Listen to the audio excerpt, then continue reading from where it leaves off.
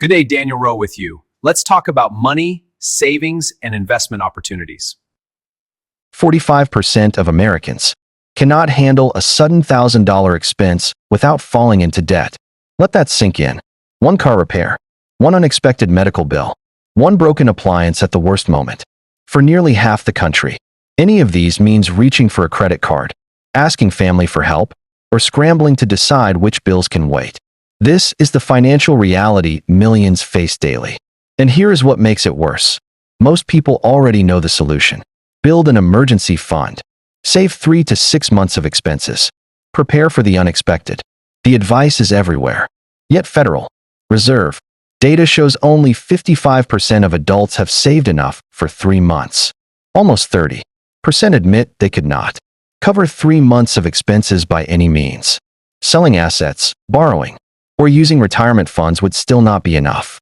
Traditional advice frames cash as emergency protection, a safety net for when things go wrong.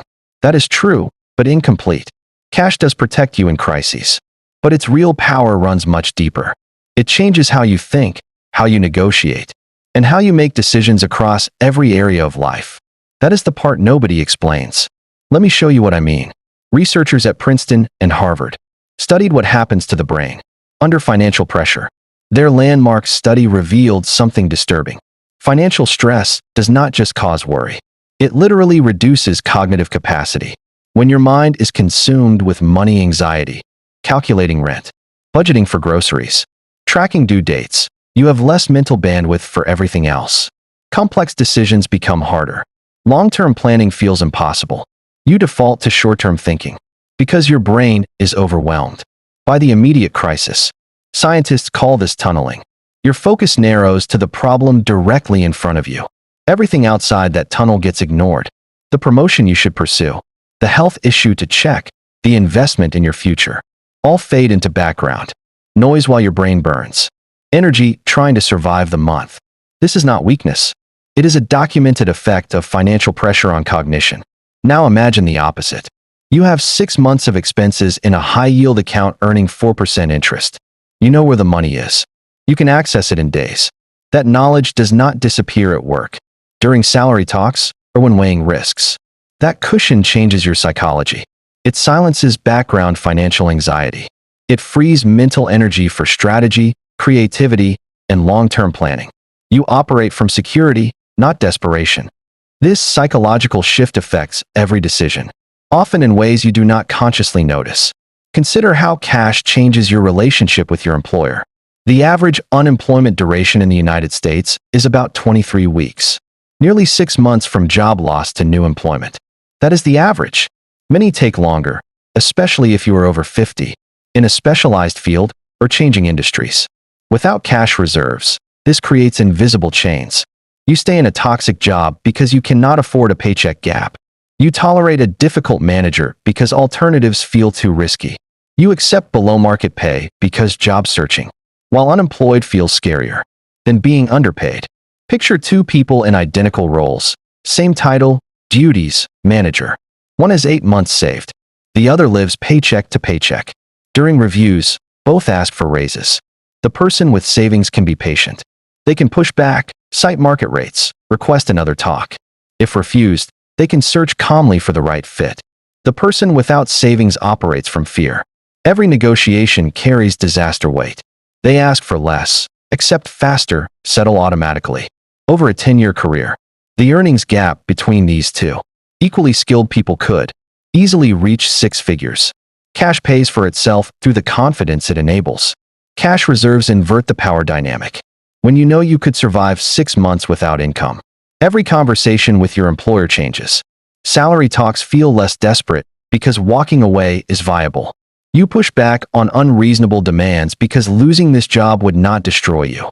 You take calculated risks, speaking up, proposing bold ideas, disagreeing when appropriate, because ruin is not hiding behind every misstep. You might never quit.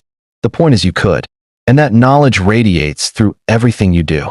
This power extends beyond employment. Researchers analyzed millions of home transactions and found all cash buyers pay about 9 to 10% less than financed buyers. At current median home prices near $410,000, A 9% discount equals nearly $37,000 in savings. That is not a coupon. It is the premium sellers accept for certainty, speed, and reduced risk. Mortgage deals fail 5 to 6% of the time. Financing falls through. Appraisals come low. Insurance issues arise. Each failure forces sellers back to square one. Cash eliminates these variables. No bank approval. No appraisal anxiety. Closing in days, not weeks.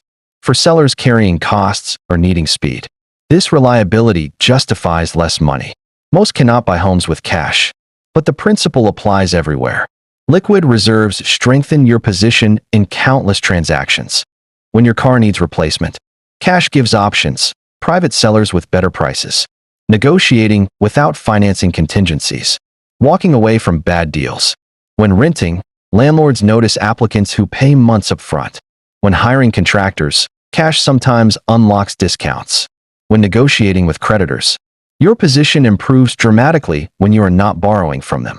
Cash is leverage, and leverage compounds across hundreds of small interactions. But there is another dimension rarely discussed: the poverty premium. People without cash pay a hidden tax on instability that makes everything more expensive. Without a buffer, you cannot buy in bulk during sales, so you pay more per unit. You cannot pay annual insurance premiums for discounts, so you pay higher monthly rates. You cannot do proactive car maintenance, so small issues become emergency repairs at premium prices. You cannot shop around because time pressure dominates. You cannot leverage employer benefits requiring upfront investment. These small inefficiencies add up to thousands annually. Paradoxically, the less money you have, the more you pay for identical goods. Cash reserves eliminate this premium entirely.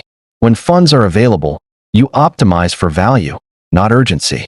Your emergency fund stops the daily financial leakage most people do not even realize is happening.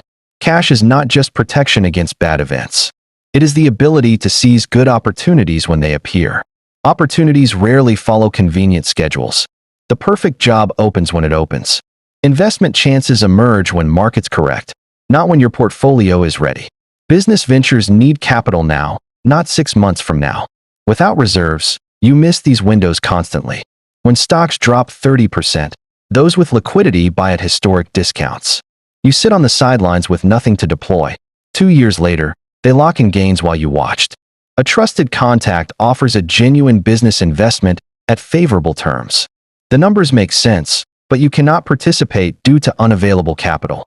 A property appears below market value because the seller needs a quick close. You cannot move fast enough. These moments happen throughout life. Most experience them as frustrations, things they wish they could do but cannot. People with cash see options, choices they can pursue based on merit, not constraint. Over a lifetime, missing versus capturing opportunities creates enormous outcome gaps. Cash also gives clarity on major life decisions. Should you pursue more education? Without reserves, upfront costs loom larger. Reduced income feels threatening. Long-term benefits get discounted. Cash removes financial fear from the equation.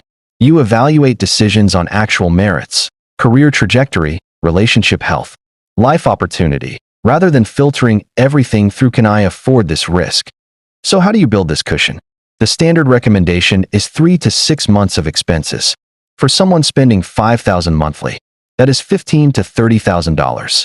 The range sounds daunting until you realize it is the product of consistent behavior over time. Start with a specific target. Calculate actual monthly expenses: housing, utilities, food, transport, insurance, minimum debt payments. Then multiply by 3. That is your initial goal. 6 months comes later. Automate the process. Set recurring transfers from checking to savings on payday. The amount matters less than consistency. 200 monthly becomes 2,400 yearly.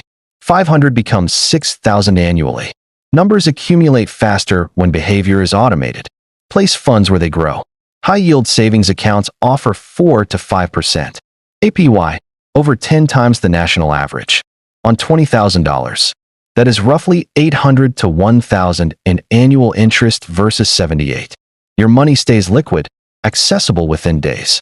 FDIC insured up to $250,000.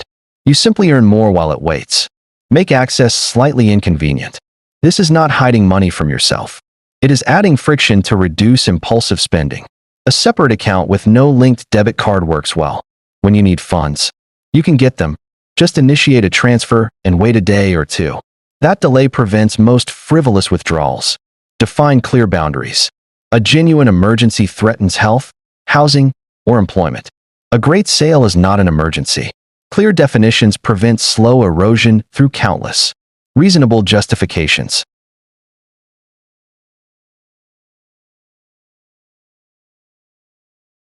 Financial security progresses in stages.